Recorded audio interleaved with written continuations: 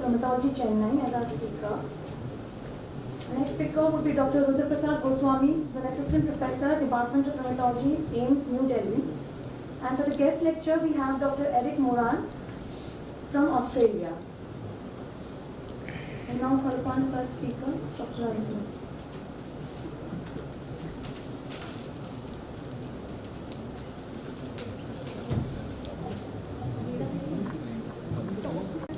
Yes, certainly. Indian versus global data. The infections are common in ISL and remain a source of mortality, which has high impact over the disease prognosis and difficulties in management of the ISL patients.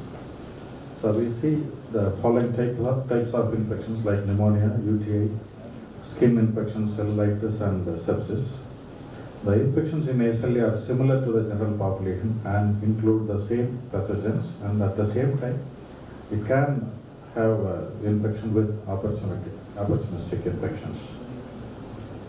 The infection rates, organism presentation, and severity of infections vary between the developing and developed countries. Infectious diseases are reported to be more common and twice as dangerous in developing countries. Increase in infection rates with pneumocystis is known in developing countries. About 80% of SLE infections are caused by bacteria, and the mortality varies from 8 to 65% from various studies. These are the predisposing factors: inheritance of genetic and immunologic defects like complement deficiencies, MBL polymorphisms, osteopontic polymorphisms, and due to the broad spectrum immunosuppressive agents. And infections are also considered important environmental triggers of autoimmunity that contribute to the development and severity of SLE. And there is a recent report on development of SLE following COVID-19 infection. And look at the types of infections in SLE patients. The first and foremost is, the topmost is chest infections. The respiratory infections are the highest infections seen in Western world. And compared to our data, so we analyzed 149 admissions over a period of 6 months, out of which 58 patients had infections. Out of this, there were 2 deaths. And these are types of infections we have seen. One is pneumonia, number 2 is UTI. So like in Western data, we also have seen a lot of respiratory infections. Then culture positivity was, culture was positive in 24 patients, and 36 patients had culture negative infections.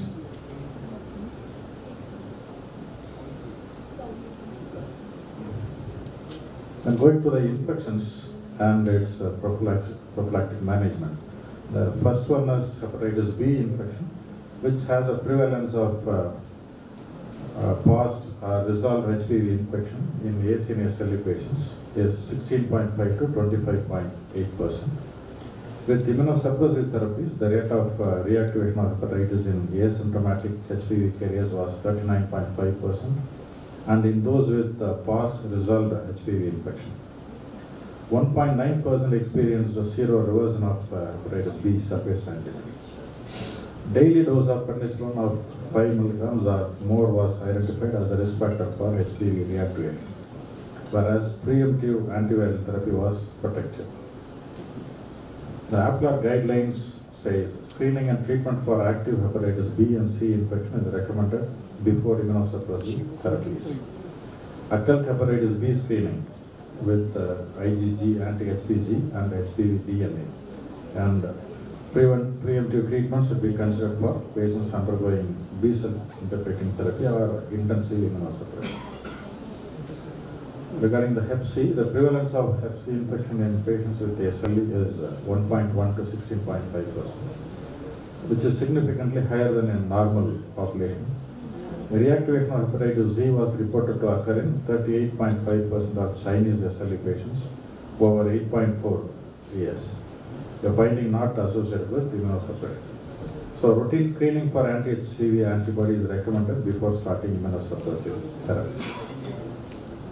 And coming to tuberculosis, The reported incidence rates of TB and SLE in Asian countries ranges from 150 per 1 lakh patient years in Turkey to 2,450 per 1 lakh patient years in India. These figures are higher compared to those in Western countries. The risk factors for TB infection in SLE patients include high disease activity, renal involvement, high cumulative doses of steroids, lymphopenia, longer disease duration of SLE, and a past history of tuberculosis. Then extrapulmonary manifestations are seen in 30.5% to 67%. Mortality of tuberculosis in Asian SLE patients ranges from 5 to 31%. And about the prophylaxis, the first step in prophylaxis is identification of patients at risk of tuberculosis reactivating. A study from India showed that isoniazid prophylaxis for 1 year in SLE patients resulted in a low incidence rate of tuberculosis. Routine screening and treatment of latent TB was not recommended in the APLA SLE management consensus because of the lack of evidence of the risk-benefit ratio of isoniazid prophylaxis in SLE patients. Now coming to the pneumocystis. So one study analyzed more than 20,000 patients, in which 0.2% developed pneumocystis pneumonia. No patients who developed pneumocystis received prophylaxis prior to infection. The incidence of pneumocystis was highest among systemic sclerosis, antravasculitis, and immune-mediated myositis patients. The majority of pneumocystis occurred while patients were on glucocorticoids in a dose of more than 15 milligrams per day. There were 19 pneumocystis-related mortalities, and the mortality rate was 39.6%, which is a higher one. Pneumocystis is an uncommon but important infection among rheumatic patients. Most of the times it is not diagnosed because of the cumbersome procedure and non-availability of testing procedures in many centers. Because of the fear of adverse events due to sulfamethoxazole and trimethoprim combination, we avoid prophylaxis in most of the SLE patients. So especially when they have anti-SM antibody, they are more prone for adverse events. So APLA recommends prophylaxis for pneumocystis in selected SLE patients who are at higher risk for this opportunistic infections. In many trials, they have suggested, especially when the patient has associated HIV, you can give pneumocystis prophylaxis. And coming to COVID-19 infection, overall patients with SLE do not appear to be more susceptible to COVID-19, and hydroxychloroquine does not influence the susceptibility and severity of the infection. The APLA recommends patients to comply with the preventive and control measures, like what is practiced now. It is not recommended that patients discontinue immunosuppressive medications, except those with serious COVID-19 infections, for whom individualized decisions are required. And about the influenza vaccine, the meta-analysis reported the crude rates of seroconversion in SLE patients was 57, 53, and 42% respectively for H1N1, H3N2, and influenza B. In subgroup analysis, immunosuppressants such as azathioprine and prednisolone were associated with lower seroconversion. Influenza vaccines are generally safe and efficacious in Asian patients with SLE and are recommended. Herpes zoster, the Advisory Committee on Immunization Practices recommends the live herpes zoster vaccine preferably be given prior to initiation of immunosuppressive therapies, or after withholding therapies at least 1 month if disease status allows. More recently, a recombinant subunit herpes zoster vaccine was approved by the US FDA for the prevention of herpes zoster in adults aged more than 50 years. The vaccine is administered intramuscularly in 2 doses, 0.5 ml each, 2 to 6 months apart. And HPV vaccination, the population-based studies have consistently shown that quadrivalent HPV vaccine was not associated with increased incidence of new onset autoimmune disease in women with autoimmune diseases. Given the high incidence of HPV infection in SLE patients and its oncogenic potential, HPV vaccination is recommended by APLA for SLE patients. Coming to the pneumococcal vaccines, There are no studies on the immunogenicity, efficacy and safety of these vaccines in Asian patients with SLE. Most studies demonstrated that pneumococcal vaccination did not lead to serious adverse events in SLE patients or increased SLE activity. Based on the above data, pneumococcal vaccines should be administered to stable SLE patients to reduce pneumococcal infection. The chloroquine and the hydroxychloroquine have an anti-parasitic activity. So this is the active drug for management of SLE. They also have antibacterial, antifungal as well as antiviral effects. Antibacterial effects are effective against the staph, tuberculosis, Salmonella typhi and E. coli. Antifungal activity against Histoplasma, Cryptococcus and Aspergillus has also been reported. These are the key points. Infections remain one of the leading causes of mortality and excess mortality and morbidity. SLE patients should receive vaccination according to the recommendations and the schedules for the general population. SLE patients should be vaccinated against pneumococcus and annually against seasonal influenza. The immunogenicity of vaccines in SLE decreases significantly for the pneumococcal and the flu vaccines. The factors decreasing immunogenicity of vaccines in SLE are an active SLE and treatment with an immunosuppressant or lymphopenia. The risk of a flare of SLE after vaccination has never been confirmed. Thank you. Assistant Professor from IPGMR Kolkata for the next topic.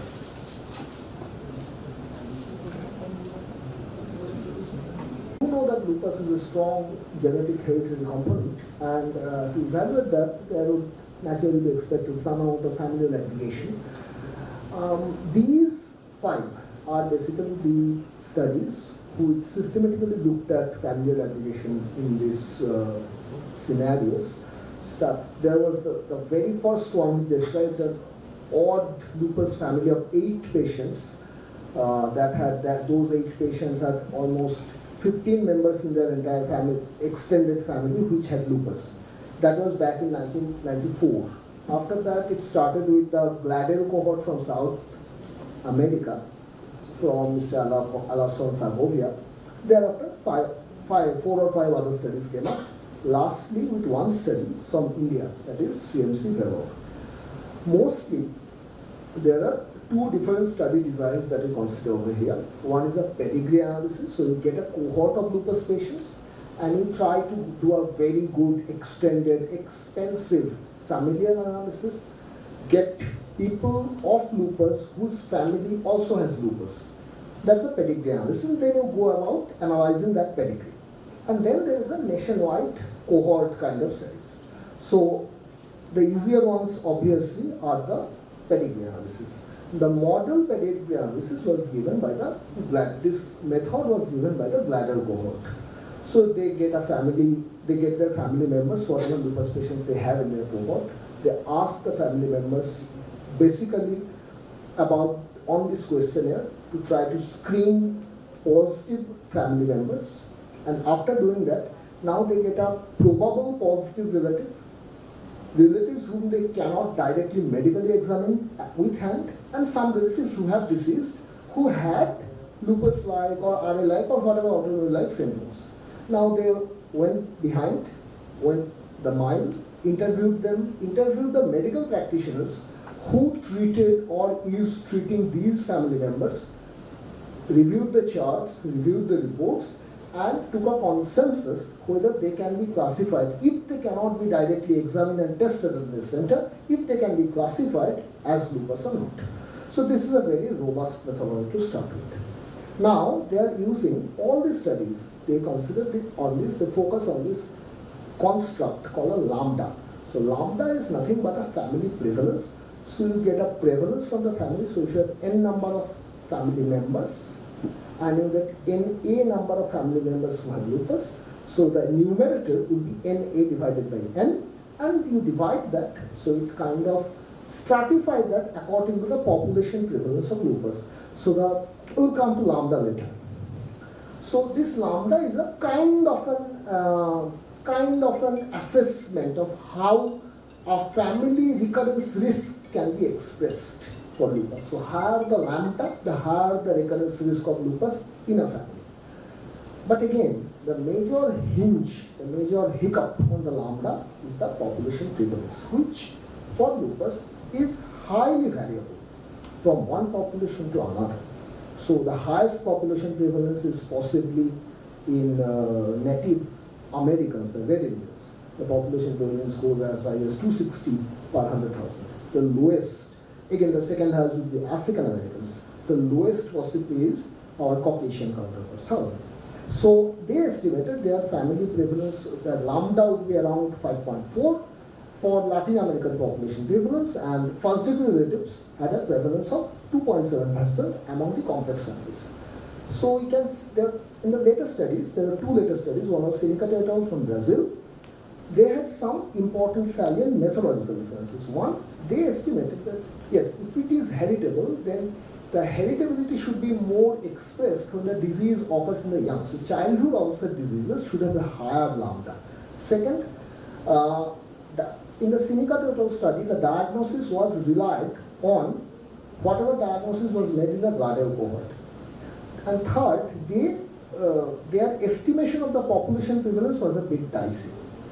Another study which also looked at the pedigree analysis is from India, from CMC Fellow, published 3 years back in 2019.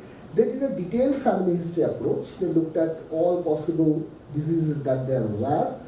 This study was very good in at least 2 different aspects. One, they disclosed clearly which patients, which subjects, which persons they examined by themselves and which subjects they only could do a chart review. Also, they calculated the sample size. However, that sample size was not calculated from the previous family distribution study, was actually calculated from a study done in Sweden, which we will discuss later. So, if these are the combined result of the studies. One point which the Indian study highlighted is that they looked at frequency of consanguinity among their parents, which no other study previously saw.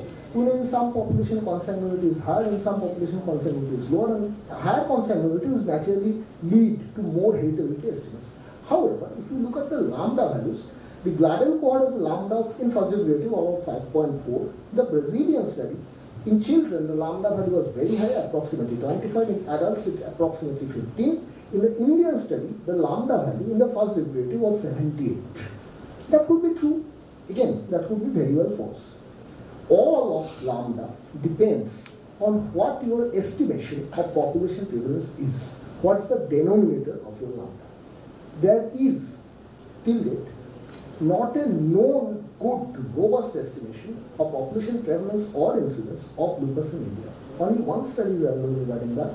That's the COPCOR bone and joint decade study published back in 2010 from Professor Chopra et al.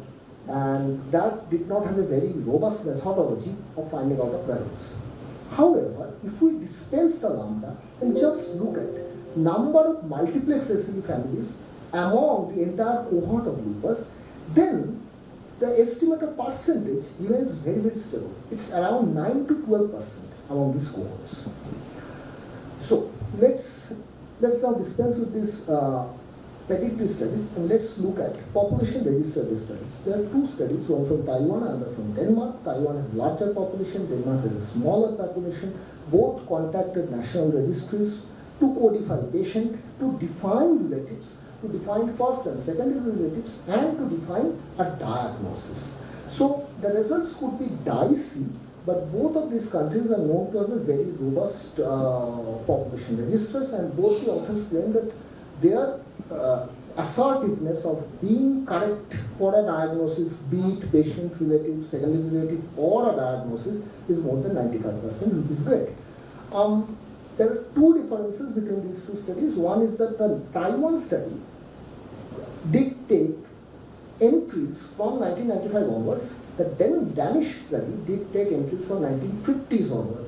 So whenever we have a longer exposure period, there is increased likelihood to have an overestimation. Because longer you see a person, longer is the likelihood that the person might develop a disease. Because an incidence rate might go up. Second important difference is that In the Danish study, they used a very nice trick of applying Cox proportional hazard ratios as a surrogate for familial recurrence rate. The most important point for any nationwide registry is that you get a very robust estimate, at least a moderately good robust estimate of population prevalence. So if you look at the population prevalence of lupus, in Taiwan it was 0.08%, and in the Danish study it is 0.068%, so around 0, both closely similar. The Taiwanese study did calculate the lambda for fragile relatives, which came out to be 70. So midpoint between the Gladel cohort and the Indian cohort. The Taiwanese did a nice trick of genetic epidemiology. They calculated lambda for the spouses. Now, calculating lambda for spouses is nice in many diseases because spouses, they don't share the genes unless there is consanguinity. They don't share the genes, but they do share the environment. So if the lambdas are vastly different, then there is a genetic effect. If the lambdas are very similar, then gene is not working anything, it's the environment. However, in lupus, this trick fails. Lupus is a strongly female disease. So if you take the spouses are bound to be largely represented in males. So this trick possibly wouldn't work in lupus. So nice, we get another lambda estimate, another familial recurrence rate estimate, which is in between the 5 to 78 range. So comes the question, what is the true genetic link? So a disease has all these components. So when we are doing a genetic epidemiology study, the basic question, first of all, is there a genetic link? Then the real question comes, how is that genetic link generated? Familial recurrence studies, familial application studies, tend not to answer these questions. In fact, the next slide is going to be pretty surprising. So in the left-hand column, you can see the classic diseases which have heritability components, autoimmune thyroid disease, hereditary, no chromatosis, purely hereditary disease, psoriasis, rheumatoid arthritis. So look at the lambda values. They go from 5 to 16. Come to the right-hand side. Barring hypertension, multiple sclerosis, take alcohol dependence, osteoarthritis, and tubercular leprosy. There is much less genetic evidence for alcohol dependence compared to maybe SLE or hemochromatosis. However, the lambda values of hypertension and alcohol dependence both are good. So they should have a similar quantity of genetic contribution to disease development, which in reality is not true. Take the leprosy, for example. This is possibly completely explained by the environmental sharing of the entire family. Leprosy is endemic in certain areas. So if you take your samples from endemic regions, you're supposed to get an overestimation of lambda value. So lambda values and these population recurrence studies are nice. They're nice starting points, but they are just that, starting points. So let's come to absolute risk in terms. So if you get an n number of lupus patients, what's the absolute risk of getting a percentage of people of your extended family? So these studies have been done from 1991 to till 2020. So the absolute recurrence risks range from around 12 to around maybe 4 to 15%. So larger, if you take the larger sample size studies, maybe in Finland, maybe in China, so these studies are showing an absolute recurrence risk, absolute familial recurrence risk would be around 1 to 4%. So which is very reassuring. So if a patient asks me, what's the chance a family member of mine, my child, my sibling is going to develop lupus, so the natural answer that should come from these studies is that the chance is very, very minuscule and you should not worry. So I did this statistical, let's say pooling, kind of a meta-analysis. You should not really take this result in heart.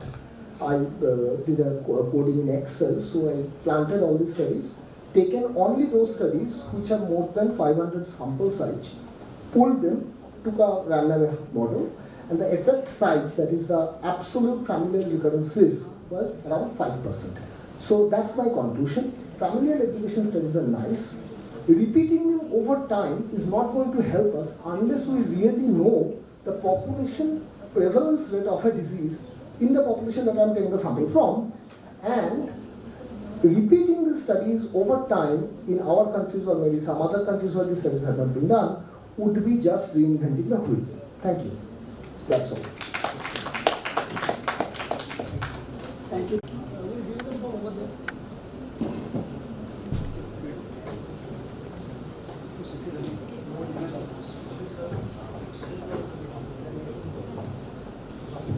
If no questions, I think I like to ask questions to speakers. So I have a question to Dr. Arul.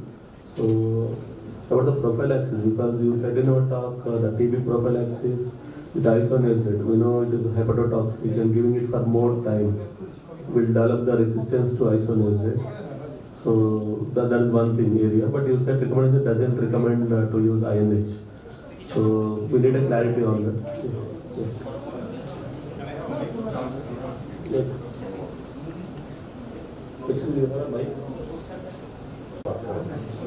Even then, you cannot completely eradicate the organism. 10% of organisms can remain and they can have reactivating of tuberculosis. So it's a controversial one. Even if you treat latent TB, there may be reactivating of tuberculosis. So we always use two drugs, biologic preparing. And second is about anti-HCV, because testing anti-HCV in lupus patients, we see a lot of false positives. But yes, any antibody will be positive. Yeah. I think that should be definitely, you said that you should definitely do the DNA or RNA. Yeah. Definitely before you start any antibody therapy. That's one. And do better in lupus? Well, there's a lot of data to tell us that aggregate patient outcomes in lupus are bad. These are data from the SLIC Inception cohort, which is over 1,700 patients managed from the time of diagnosis in the top lupus centres of the world over the last 25 years. And although these data are almost 10 years old, the standard of care for lupus has changed so little in the last 10 years that I think the findings would still be the same today. And what they show, as you can see, is a progressive failure to be protected from irreversible organ damage over time. And by the time patients have had lupus for 7 or 8 years, there's a 50% plus chance that they'll have irreversible organ damage. Health-related quality of life is an incredibly important issue for us. It's even more important for our patients, who usually rank it as their highest concern. And we'll talk about that later. Patients managed with lupus, and here are data from the baseline of the belimumab clinical trials, have much worse quality of life than age and gender matched controls. The dark purple here is health-related quality of life measured on physical and mental domains compared to the healthy age and gender matched population shown in the light yellow. And further from the edge means worse quality of life. You can see there's a very big gap there. As well as that, mortality has failed to improve in the last 20 years. These beautiful studies from April Georges and Dr. Zhang show that in rheumatoid arthritis patients in the UK, over the first 20 years of this century, mortality dramatically improved, approaching the mortality of the normal population.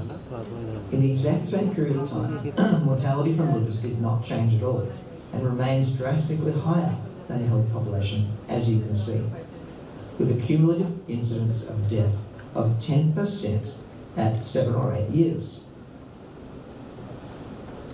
We think that our treatments for lupus need a lot of improvement. A surrogate for the effectiveness and tolerability of treatment is, does the patient keep taking it? And these are treatment survival data from the Asia-Pacific Lupus Collaboration. It shows on the left that treatment persistence of prednisolone is very high, with 75% of patients still taking the drug after multiple years of follow-up. Now, it's bad because we don't really want patients to take long-term glucocorticoids. Treatment persistence for hydroxychloroquine, the antimalarial, is also high. That's good. We probably do want the patient to be on